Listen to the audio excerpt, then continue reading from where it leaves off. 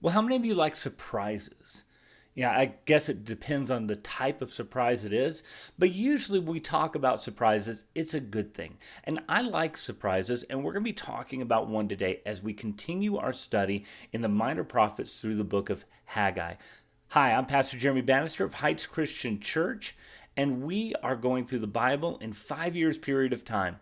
And so, if you would like to join us on this journey, we invite you to subscribe to our channel, click the bell for notifications so that you can receive a devotional just like this one, where we read a little bit of the scripture together and pull one thing from it to become more like Jesus. Hi. So we are talking about Haggai, and we're talking about surprises, good surprises. Just this past week, I remember just a small little thing. I don't know about you, but I have kids, and having kids, sometimes their room is a huge mess. And it's sometimes just like pulling teeth to go get them to clean their room and to do what you want them to do, especially if you have older kids. Well, I remember walking through the house the other day and I was thinking, my daughter needs to clean her room, but I didn't say anything to her. And about 1 o'clock, I don't know, I just hadn't seen her all day. And she had popped out from her room and I said, well, I was going to go by your room and just kind of check to see, if you were cleaning your room. And she looked at me and said, how did you know I was cleaning my room?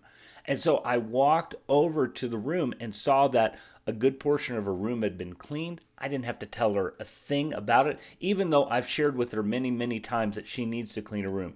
It was just a nice surprise because I'm usually used to the opposite happening. Well, this is exactly what I think is happening when we're looking at the book of Haggai, because in the first section of chapter 1, we've seen this complaint from the Lord saying, hey, you're living in your houses now, you've worked on your houses, but my house is still left unbuilt. But here is the nice surprise as we end the chapter of chapter 1 of what's happening here. So let's take a look at that together. Then Zerubbabel, the son of Shealtiel, and Joshua, the son of Jehozadak, the high priest, with all the remnant of the people, obeyed the voice of the Lord their God, and the words of Haggai the prophet, as the Lord their God had sent him. And the people feared the Lord. Then Haggai, the messenger of the Lord, spoke to the people with the Lord's message. I am with you, declares the Lord. And the Lord stirred up the spirit of Zerubbabel, the son of Shealtiel, the governor of Judah, and the spirit of Joshua, the son of Jehozadak, the high priest, and the spirit of all the remnant of the people. And they came and worked on the house of the Lord of hosts, their God, on the 24th day of the month, in the 6th month, in the 2nd year of Darius the king. One of the things that I look at in this passage is the surprise that the people actually obeyed the Lord. As we have been reading the prophets, as we look at the history of Israel, it is more times, much more times than not, that we see the complaints of the prophets, the complaints of God to the people of Israel not heeded, that they just go about their own ways or they try to shortcut the way of God. And here we see the exact opposite. As a matter of fact, if you go back to the beginning of the chapter, we see, at the beginning of this month, the first day of the 2nd month is when the complaint came out. And here, by the 24th day of the month, a little more than 3 weeks later, after the message of God was given, all the people have been moved to obey the Lord. Let's do this. I agree. We need to be working on the house of the Lord. And a great thing is given. I am with you, declares the Lord. So different. Such a nice surprise, an unexpected surprise that these people are actually listening to the voice of God. It may be that they've learned, from the lessons of Hard Knocks, and said, we don't want to do what's happened before. We want to be different. We want to go through that. Guys, that's how we can stand out to a culture that's around us, by obeying Christ in all things. In Philippians 2, we're encouraged not to grumble or complain when other people are telling us to do things, but to do things wholeheartedly. In Colossians 3, which I want to share real quick, it says, slaves, in all things obey those who are your masters on earth, not with external service as those who merely please men, but with sincerity of heart, fearing the Lord.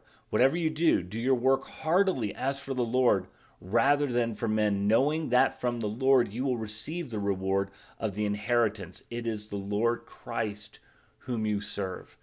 And I think that that's got to be our reminder. If we want to have a different attitude concerning things, Haggai has come with the message of God to say, you need to be focusing on the house of the Lord.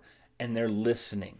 And that's going to result in really good things. First, it's resulting in the affirmation that God is with you. Like my daughter, I love giving compliments. I love walking into her room like I did earlier this week and see that she's been working on her room. Though I've told her 1,000 times before, it was so nice not to have told her this time. And she did it anyway. It was nice to compliment her on what her room looked like as a result of that, because she just decided, I need to do this. And I'm so happy that she did, because I believe that she was doing it out of conviction that it was the right thing to do. Her house was a mess, and it would honor God to be able to do that. And so I want to encourage you, a lot of places where we can be that witness of Christ and show that we're really serving God is in places like at work, where a lot of people would grumble and complain and talk about, their managers behind their back and whatnot, instead of just working wholeheartedly for the Lord. The other place that we can do this is in our churches. We have leaders who are trying to lead us and trying to encourage us to do the right thing. And in much the same way, they can be ignored. We can pass off the encouragement of our leaders as mere suggestions rather than that which we're serving God with. Hebrews 13:17 says this, obey your leaders and submit to them, for they are keeping watch over your souls, as those who will have to give an account. Let them do this with joy and not with groaning, for that would be of no advantage to you. See, I love what's happening with Haggai according to the people. He has this complaint from the Lord. He's brought it before the people. There's something for them to do, and they're responding with a yes. And Haggai's response is that he's able to convey to them, because of God, is that God is with you. That's what we want. And even as leaders, that's what I want for our congregation and for our people. So if you're watching this and I've ever given you advice, I've given you advice to draw you closer to God, that you might serve him wholeheartedly, and that you might draw close to him. That's my charge as a pastor before you guys. And it would be great to see everybody that when they get that instruction to step into it.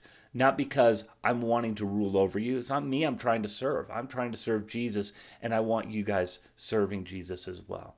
And so our challenge today is obey Jesus.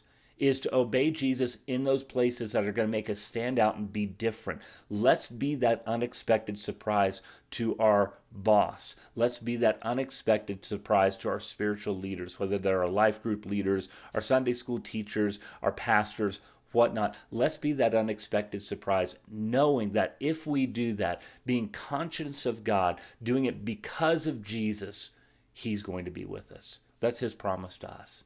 And so I want him being with me in all the things that I'm doing, but I can only do that when I'm serving him and obeying him and all that he's asked me to do. Pray that helps you today. I pray that reminds me today of the roles that I need to be in as well. God bless you, and we'll talk to you again tomorrow.